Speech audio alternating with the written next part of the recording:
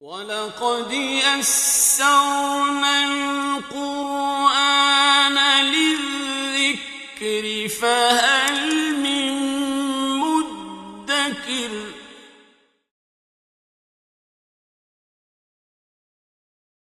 اعوذ باللہ من الشیطان الرجیم بسم اللہ الرحمن الرحیم الحمد للہ نحمدہ ونستعینہ ونستغفرہ ونؤمن بہ ونتوکل علیہ ونعوذ باللہ من شرور انفسنا ومن سیئات اعمالنا من یہدہ اللہ فلا مضل لہ ومن یضللہ فلا ہادی لہ وَأَشْهَدُ أَن لَّا إِلَٰهَ إِلَّا اللَّهُ وَحْدَهُ لَا شَرِيكَ لَهُ وَأَشْهَدُ أَنَّ مُحَمَّدًا عَبْدُهُ وَرَسُولُهُ اللهم صل على محمد وعلى آل محمد كما صليت على إبراهيم وعلى آل إبراهيم إنك حميد مجيد اللهم بارك على محمد وعلى آل محمد كما باركت على إبراهيم وعلى آل إبراهيم إنك حميد مجيد اللهم رب اشرح لي صدري ويسر لي أمري واحلل عقدة من لساني يفقهوا قولي. میری ساری بہنوں کو السلام علیکم. بسم اللہ الرحمن الرحیم.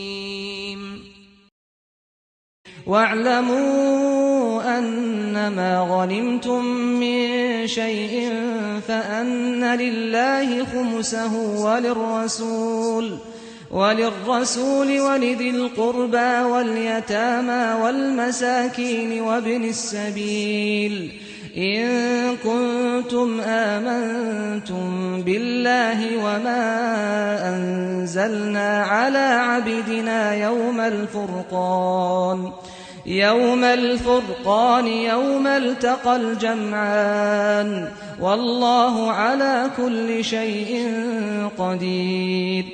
إِذْ أَنتُم بِالْعُدْوَةِ الدُّنْيَا وَهُم بِالْعُدْوَةِ الْقُصْوَى وَالرَّكْبُ أَسْفَلَ مِنكُمْ وَلَوْ تَوَاعَدتُّمْ لَاخْتَلَفْتُمْ فِي الْمِيعَادِ وَلَكِنْ لِيَقْضِيَ اللَّهُ أَمْرًا كَانَ مَفْعُولًا لِيَهْلِكَ مَنْ هَلَكَ عَن بَيِّنَةٍ وَيَحْيَى مَنْ حَيَّ عَن بَيِّنَةٍ وَإِنَّ اللَّهَ لَسَمِيعٌ عَلِيمٌ. إِذْ يُرِيكَهُمُ اللَّهُ فِي مَنَامِكَ قَلِيلًا وَلَوْ أَرَاكَهُمْ كَثِيرًا لَفَشِلْتُمْ وَلَتَنَازَعْتُمْ فِي الْأَمْرِ وَلَكِنَّ اللَّهَ سَلَّمَ إِنَّهُ عَلِيمٌ بِذَاتِ الصُّدُورِ. وَإِذْ يُرِيكُمُوهُمْ إِذِ الْتَقَيْتُمْ فِي أَعْيُنِكُمْ قَلِيلًا وَيُقَلِّلُكُمْ فِي أَعْيُنِهِمْ لِيَقْضِيَ اللَّهُ أَمْرًا كَانَ مَفْعُولًا وَإِلَى اللَّهِ تُرْجَعُ الْأُمُورُ.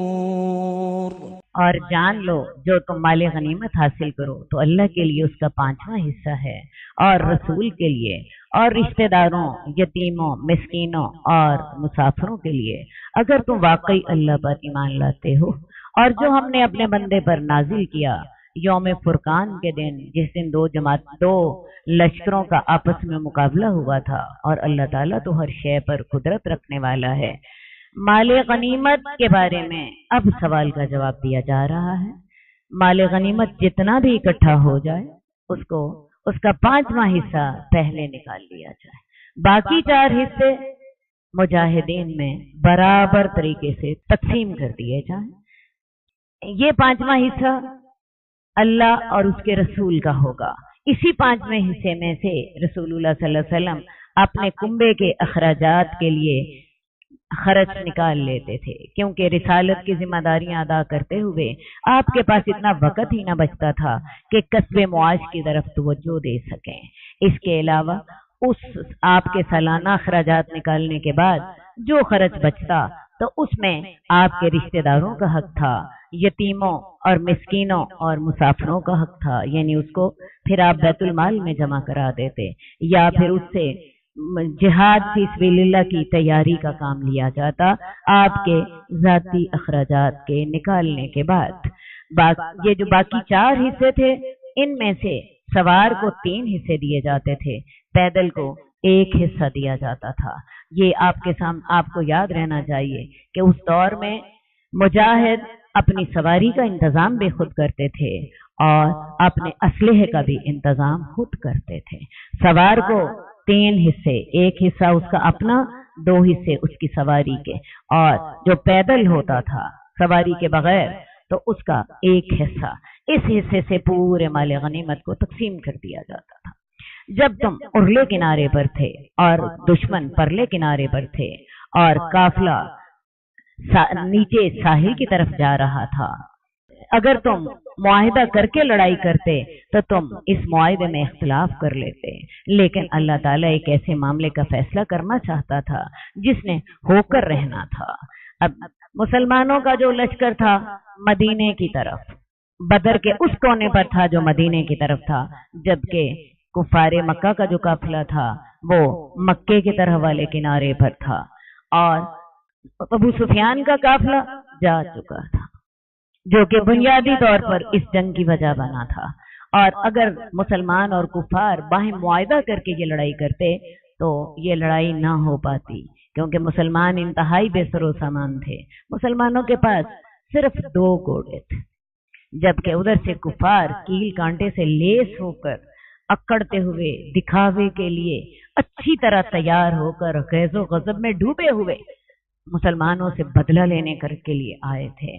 تو اگر تم باہم طے کر کے یہ جنگ کرتے تو یہ جنگ نہ ہو پاتی، لیکن اللہ تعالیٰ ایک ایسا کام کرنا چاہتا تھا جس نے ہونا ہی تھا، اور اس کا مقصد کیا تھا؟ تاکہ اللہ تعالیٰ اس کو ہلاک کر دے جس نے ہلاک ہونا ہے دلیل کی بنا پر، اور زندہ رہے جس نے زندہ رہنا ہے دلیل کی بنا پر۔ مراد کیا ہے؟ جس نے مسلمان رہنا ہے وہ اس کے سامنے واضح دلیل ہو کہ اس دین کو اللہ کی مدد حاصل ہے، اور جس نے اس واضح نشانی کے بعد بھی مرنا ہے، کفر کے ساتھ چمٹے رہنا ہے، تو وہ بھی اس دھوکے میں نہ رہے کہ یہ دین اللہ کی پسند کا دین ہے، اس کی بھی آنکھیں کھل جائیں کہ یہ دین، اس دین کے ساتھ اللہ کی مدد شامل نہیں ہے، تاکہ جس نے ہلاک ہونا ہے وہ دلیل کے ساتھ ہلاک ہو، اور جس نے زندہ رہنا ہے وہ بھی دلیل کے ساتھ ہلاک ہو۔ اور یقیناً اللہ تعالیٰ تو سننے والا اور جاننے والا ہے۔ جب اللہ تعالیٰ تمہارے خواب میں بھی کافروں کو تھوڑے کر کے دکھا رہا تھا، اور اگر اللہ تعالیٰ تجھے کافر زیادہ دکھاتا تم لوگ ہمت ہار دیتے اور تم معاملے میں جھگڑا کرنا شروع کر دیتے، اور لیکن اللہ تعالیٰ نے محفوظ رکھا۔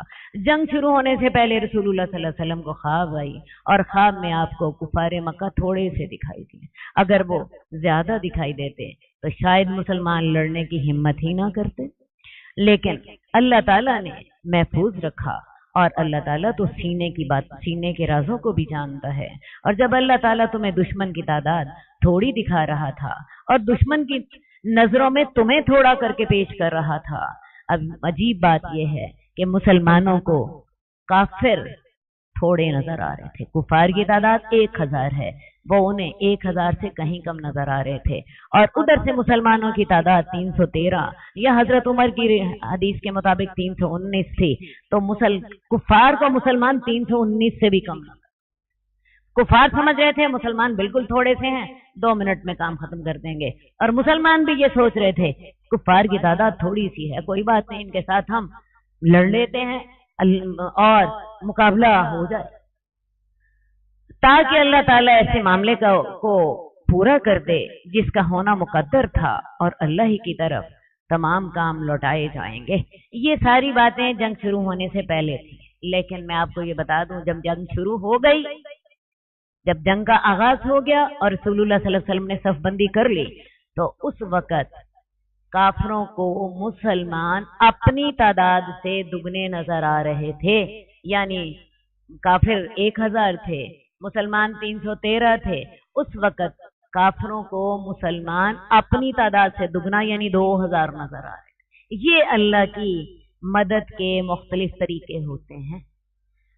آغاز میں جنگ شروع ہونے سے قبل کافروں کو مسلمان ان کی اصل تعداد سے بھی تھوڑے نظر آ رہے تھے، لیکن جب جنگ شروع ہو گئی، رسول اللہ صلی اللہ علیہ وسلم نے صف بندی کر لی اور ہالو سکیور کی شکل میں اپنی تمام صفوں کو راستہ کر لیا، تو اس وقت کافروں کو مسلمان اپنی تعداد سے دگنے نظر آ رہے تھے، یعنی 2000 اور اس وقت سے کفار کے دل میں مسلمانوں کا اللہ نے روب ڈال دیا۔ اے لوگو ایمان والو، جب تم کسی جماعت سے ملو، جب تم کسی لشکر سے تمہارا مقابلہ ہو تو ثابت قدم رہو، اللہ کو زیادہ یاد کرو تاکہ تم کامیاب ہو جاؤ، اللہ اور اس کے رسول کی اطاعت کرو اور آپس میں جھگڑا نہ کرو، ورنہ تم بزدل ہو جاؤ گے، تمہاری ہوا اکھڑ جائے گی، اور صبر کرو، یقیناً اللہ تعالیٰ صبر کرنے والوں کے ساتھ ہے۔ اور ان لوگوں کی طرح نہ ہو جانا جو اپنے گھروں سے اتراتے ہوئے اور لوگوں کو اپنی شان دکھانے کے لیے نکلے تھے۔ یہ ابو جہل کا لشکر تھا جو کہ سامان ترب و نشاط ساتھ لے کر نکلا، ناچنے والی لونڈیاں اور ساتھ شراب لے کر نکلا تاکہ لوگوں کے اوپر اپنی امارت اور شان و شوکت کا روب جما سکے، اور وہ اللہ کے راستے سے روکتے تھے، اور اللہ تعالیٰ تو جو وہ عمل کر رہے تھے اسے گھیرے ہوئے تھا۔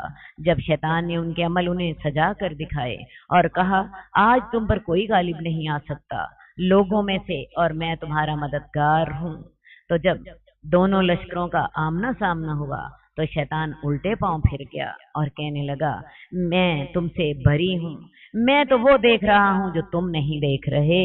اصل بات ہے، پہلے تو شیطان کا کام کیا ہوتا ہے؟ شیطان بس میں چنگاری ڈالتا ہے، اور جب آگ لگ جاتی ہے شیطان علیحدہ ہو جاتا ہے، کیونکہ شیطان کا کام تو ہوتا ہے فساد ڈالنا۔ اب جب بس میں اس نے چنگاری ڈال دی اور آگ لگ گئی، اب باقی کام تو خود بخود ہوتا رہتا ہے، شیطان علیحدہ ہو جاتا ہے۔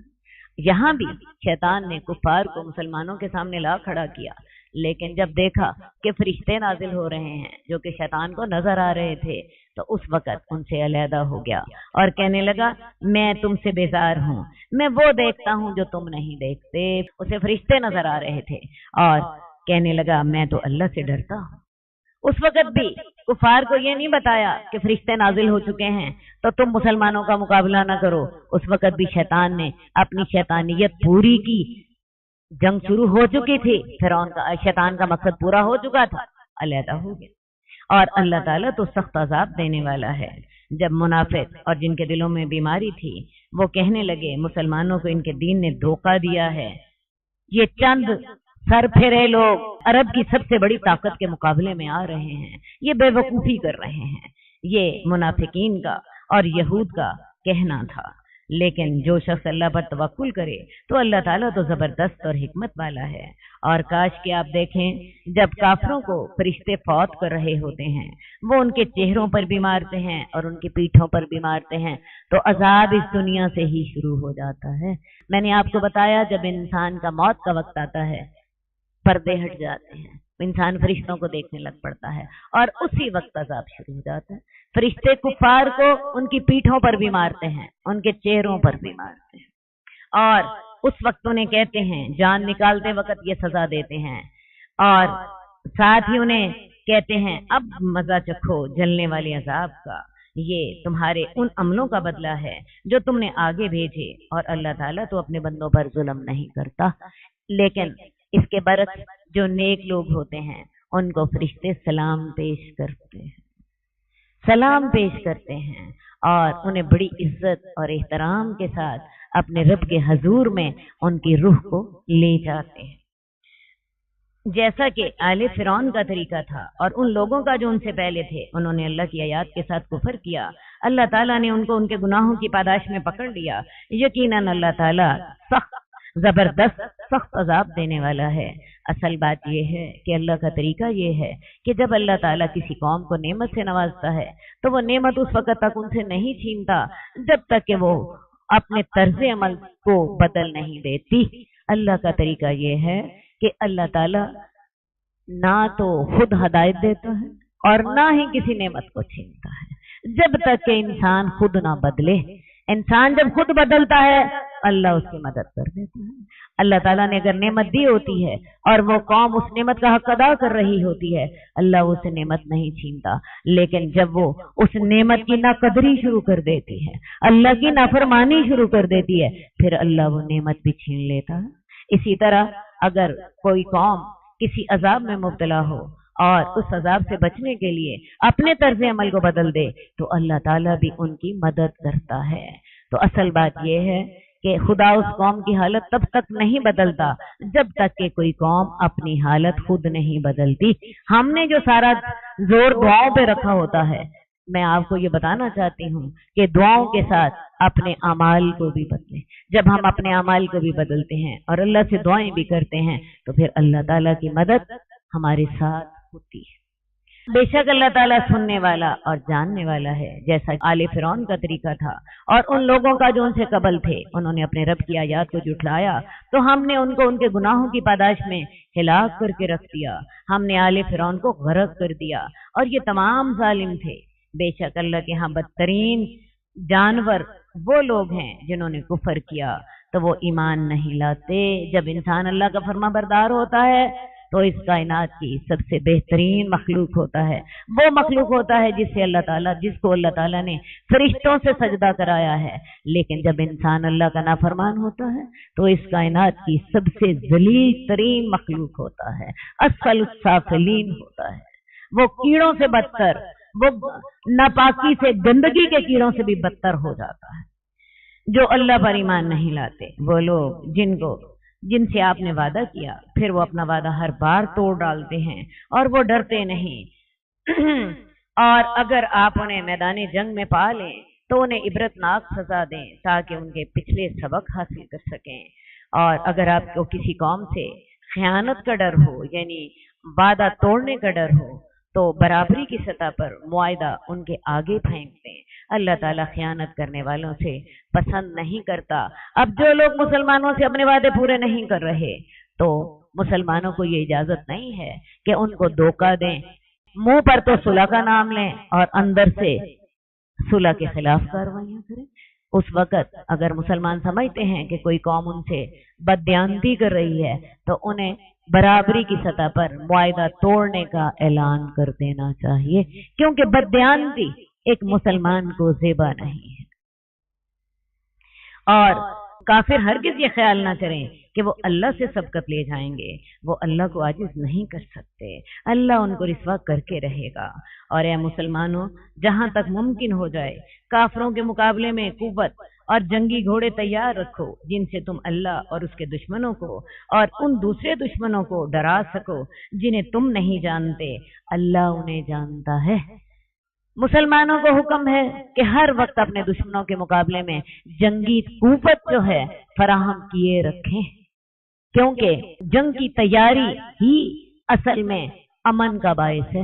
دشمن کو جب پتا ہوتا ہے کہ میرا واسطہ ایسی قوم سے پڑے گا جو جنگ کے لیے تیار ہے، تو وہ جنگ شروع کرنے کی ہی جرات نہیں کرتا۔ ہمیشہ دشمن تب جنگ شروع کرتا ہے جب اسے یقین ہوتا ہے کہ میں دشمن کو شکست دے دوں گا۔ تو مسلمانوں کو حکم ہے کہ ہر وقت ان کے لیے جنگی تیاری لازمی رکھو، اور جو بھی تم اللہ کے راستے میں مال خرچ کرو گے، اللہ تعالیٰ اس کا تمہیں پورا پورا بدلہ دے گا اور تمہارے ساتھ ظلم نہ کیا جائے گا۔ اب جنگ کی تیاری کے لیے مال کی ضرورت ہے۔ آپ کو پتا ہے اسلحہ بڑا قیمتی ہوتا ہے، آج بھی اسلحہ بہت مہنگا ہے۔ ایک طیارہ جو ہے وہ لاکھوں ملین میں آتا ہے۔ تو اس کام کے لیے مسلمانوں کو اللہ کے راستے میں مال بھی خرچ کرنا چاہیے، اور جو تم اس سلسلے میں مال خرچ کرو گے اللہ تعالیٰ تمہیں اس کا پورا بدلہ دے گا اور تم پر ظلم نہ کیا جائے گا۔ اور اگر وہ صلح کی طرف مائل ہو جائیں تو آپ بھی اللہ پر بھروسہ کرتے ہوئے صلح کے لیے آمادہ ہو جائیں، یقیناً وہ سننے والا اور جاننے والا ہے۔ اور اگر وہ آپ کو دھوکہ دینے کا ارادہ کرتے ہوں تو آپ کے لیے اللہ کافی ہے۔ اگر آپ یہ سمجھیں کہ وہ صلح اس لیے کر رہے ہیں تاکہ وہ جنگ کی تیاری کے لیے وقت حاصل کر سکیں اور آپ کو زبانی طور پر صلح کے نام سے دھوکہ دیں، اگر ایسا معاملہ بھی ہو تو تب بھی پرواہ نہ کیجیے، آپ کی مدد کے لیے اللہ کافی ہیں۔ وہ وہی ذات ہے جس نے آپ کی مسلمانوں کے ساتھ اور اپنی مدد کے ساتھ آپ کی تائید کی تھی۔ تائید تو ہر حالت میں اللہ کی جانب سے ہی ہوتی ہے، چاہے ظاہری اسباب کے ساتھ ہو یا معجزانہ طور پر ہو۔ اس آیت میں اپنی مدد سے مراد معجزانہ باتیں مراد ہیں اور مومنوں سے ظاہری اسباب مراد ہیں، جیسے اللہ تعالیٰ نے بدر میں فرشتوں کے ساتھ مدد کی تھی اور اللہ تعالیٰ نے ان کے دلوں کے اندر محبت ڈال دی۔ اگر آپ وہ سب خرچ کر ڈالیں جو زمین میں ہے تمام کا تمام، تب بھی آپ ان کے دلوں میں محبت نہ ڈال سکتے تھے۔ یہ کون لوگ تھے؟ مکہ میں بنی بکر اور بنی تغلب کی لڑائی ہوئی، 50 سال تک جاری رہی۔ مدینہ میں اوس اور خزرج کی لڑائی 110 سال تک جاری رہی، اور ان لوگوں کے اندر اللہ تعالیٰ نے اسلام کے ذریعے اور رسول اللہ صلی اللہ علیہ وسلم کے ذریعے محبت ڈالی۔ اگر آپ تمام زمین کا مال خرچ کر ڈالتے تو تب بھی آپ ان کے دلوں میں محبت نہ ڈال سکتے، لیکن اللہ تعالیٰ نے خاص اپنی رحمت کے ساتھ ان کے اندر محبت ڈال دی۔ اللہ تعالیٰ تو زبردست اور حکمت والا ہے۔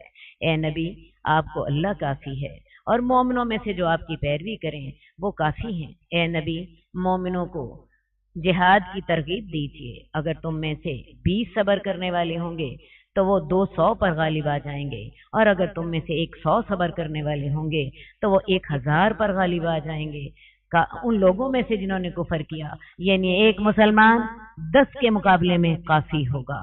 یہ اس وجہ سے ہے کہ وہ قوم سمجھتے نہیں۔ اب اللہ تعالیٰ نے تم سے تخفیف کر لی اور جان لیا کہ تمہارے اندر کمزوری آ گئی ہے۔ اب اگر تم میں سے 100 صبر کرنے والے ہوں تو وہ 200 پر غالب آئیں گے، اور اگر 1000 صبر کرنے والے ہوں تو 2000 پر غالب آ جائیں گے۔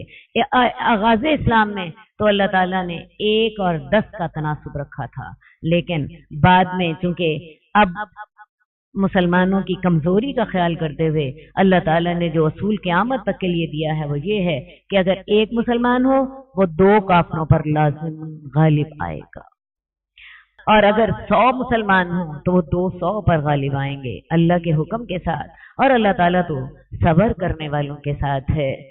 ویسے یہاں پر تو اللہ تعالیٰ نے 1 اور 2 کا ذکر کیا، لیکن رسول اللہ صلی اللہ علیہ وسلم کے زمانے میں کئی جنگوں میں مسلمانوں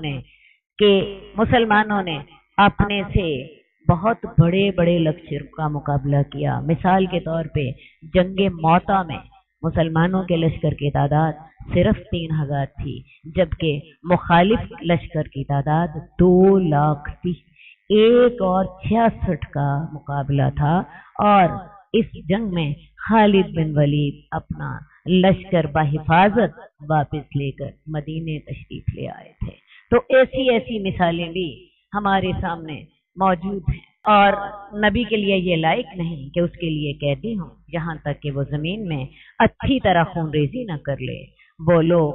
تم لوگ دنیا کا مال چاہتے ہو، اور اللہ تعالیٰ تو آخرت چاہتا ہے، اور اللہ تعالیٰ تو زبردست اور حکمت والا ہے۔ جنگ بدر کے بعد جب قیدی قید کر لیے گئے تو رسول اللہ صلی اللہ علیہ وسلم نے حضرت ابو بکر اور حضرت عمر سے پوچھا، تمہاری ان قیدیوں کے بارے میں کیا رائے ہے؟ حضرت ابو بکر کہنے لگے، یا رسول اللہ، یہ آپ کے چچا کے بیٹے اور خاندان کے لوگ ہیں، میری رائے یہ ہے ان سے فدیہ لے لیا جائے تاکہ کفار کے مقابلے میں ہمیں قوت حاصل ہو، اور شاید اللہ تعالیٰ انہیں اسلام کی توفیق بھی دے دے۔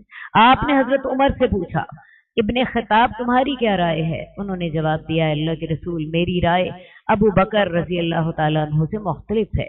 میری رائے یہ ہے آپ انہیں ہمارے حوالے کر دیں، ہم ان کی گردنیں اڑا دیں۔ عقیل کو علی کے حوالے کر دیں کیونکہ وہ ان کے بھائی تھے، تاکہ وہ ان کی گردن اڑا دیں۔ میرے حوالے میرے فلاں رشتہ دار کو کر دیں، میں اس کی گردن اڑا دوں۔ یہ لوگ کفر کے سرغنے ہیں۔ حضرت عمر کہتے ہیں کہ آپ حضرت ابو بکر کی رائے کی جانب مائل ہوئے اور میری رائے کی جانب مائل نہ ہوئے۔ ویسے بھی آپ کو پتہ ہے رسول اللہ صلی اللہ علیہ وسلم رحمت للعالمین تھے، آپ اپنی فطری مزاج کے مطابق حضرت ابو بکر ہی کی رائے کے مطابق آپ نے عمل کیا۔ اب ہوا کیا کہ اگلے دن حضرت عمر کہتے ہیں کہ میں کیا دیکھتا ہوں کہ آپ اور حضرت ابو بکر بیٹھے رو رہے تھے۔ میں نے کہا، اللہ کے رسول، مجھے بتائیے کہ آپ اور آپ کے دوست کس وجہ سے رو رہے ہیں، تاکہ اگر مجھے رونا آئے تو رو، نہ رونا آئے تو آپ کی وجہ سے کم از کم رونے والی شکل ہی بنا لوں۔ आपने फरमाया कि मैं इस वजह से रो रहा हूँ जो तुम्हारे साथियों ने कैदियों को फिदिया लेकर छोड़ने के सिलसिले में मुझसे बात की थी, मेरे सामने उनका अजाब पेश किया गया जो कि इस दरख्त से भी ज्यादा करीब था। अल्लाह को ये बात पसंद नहीं आई कि जो आपने फिदिया ले लिया, इस सिलसिले में अल्लाह ताला ने अजाब आपके सामने पेश किया जो कि इस सामने वाले दरख्त से भी करीब। इस वजह से रसूलुल्लाह सल्लल्लाहु अलैहि वसल्लम रो रहे थे। नबी के लिए ये लायक नहीं कि उसके लिए जंगी कैदी हों जब तक कि वो काफरों को अच्छी तरह कुचल ना दे। यानी अल्लाह ये चाहते थे कि उनको खत्म कर दिया जाता, क्योंकि यही काफिर कल को जंगे ओहद में मुसलमानों के बिल मुकाबिल आए। तुम दुनिया का माल चाहते हो, अल्लाह आखिरत चाहता है, और अल्लाह ताला तो जबरदस्त और हिकमत वाला है। अगर ऐसा होना पहले से न लिखा जा चुका होता तो जो तुमने फिदिया लिया है उसके लिए तुम्हें बहुत बड़ी सजा दे दी जाती, और वही अजाब उस दरख्त के करीब रसूलुल्लाह सल्लल्लाहु अलैहि वसल्लम को दिखा दिया गया जिसकी वजह से वो रो रहे थे। तो खा लो उसमें से जो तुमने माल गनीमत हासिल किया है, हलाल और पाकीज़ा, और अल्लाह से डरते रहो। अल्लाह ताला ने ये माफ कर दिया क्योंकि अल्लाह ताला ने इसकी महदूद इजाजत सूरा मोहम्मद में पहले ही दे दी थी कि तुम चाहो तो इन कैदियों से फिदिया भी ले सकते हो। सूरा मोहम्मद में अल्लाह ताला ने जंगे बदर से पहले हदायत नाज़िल की थी, उनमें ये हदायत मौजूद थी। लेकिन हुआ ये कि रसूलुल्लाह सल्लल्लाहु अलैहि वसल्लम ने ये जो सारे कैदियों से फिदिया ले लिया, अल्लाह को ये बात पसंद ना आई। कुछ कैदियों से फिदिया ले लेते तो शायद अल्लाह नाराज ना होते। तो अब खा लो, अब अल्लाह ताला ने तुम्हें माफ कर दिया है, तुम खा लो जो तुमने माल गनीमत हासिल किया है हलाल और पाकीज़ा तौर पर, और अल्लाह से डरते रहो, यकीनन अल्लाह ताला बख्शने वाला और मेहरबान है। ए नबी, जो कैदी आप लोगों के कब्जे में हैं उन्हें कह दीजिए, अगर अल्लाह ताला ने तुम्हारे दिलों में कुछ भलाई देखी तो जो माल तुमसे छीन चुका है इस माल से तुम्हें बेहतर अता कर देगा और तुम्हें माफ भी कर देगा, और अल्लाह ताला तो बख्शने वाला और मेहरबान है। कैदियों से जो फिदिया लिया गया उसकी मिकदार 1000 से लेकर 4000 दिरहम थी। 4000 दिरहम खासी बड़ी रकम होती है। इन कैदियों में आपके चचा हजरत अब्बास, आपके दामाद अबुल आस, आपके चचा ज़ाद भाई अकील बिन अबी तालिब भी थे।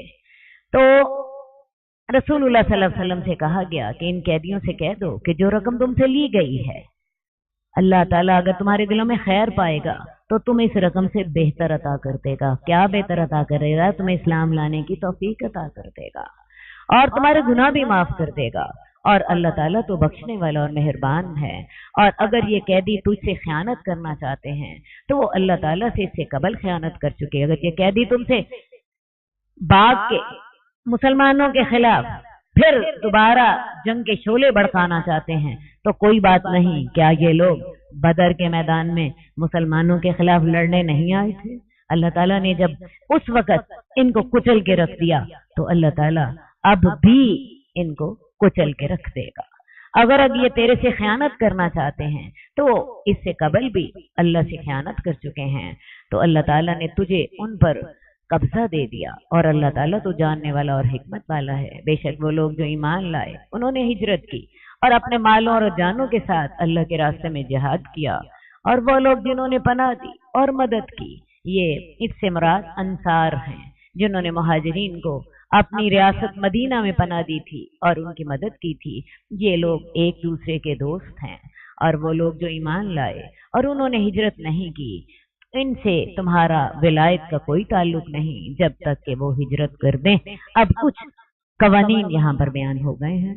जो मुहाजिर हिजरत करके मदीना आ गए और मदीना वालों ने उनकी मदद भी की, ये सब यकजान हैं और इस्लामी रियासत के शहरी हैं। इस्लामी रियासत इनकी जिम्मेदार है। लेकिन वो मुसलमान जो भी मक्के में हैं और हिजरत करके अभी मदीना नहीं आए या मदीना के गिरदो पेश में रहते हैं, मुसलमान तो हो चुके हैं लेकिन मरकजी रियासत के अंदर नहीं आए हैं, तो इनके साथ विलायत का ताल्लुक नहीं होगा।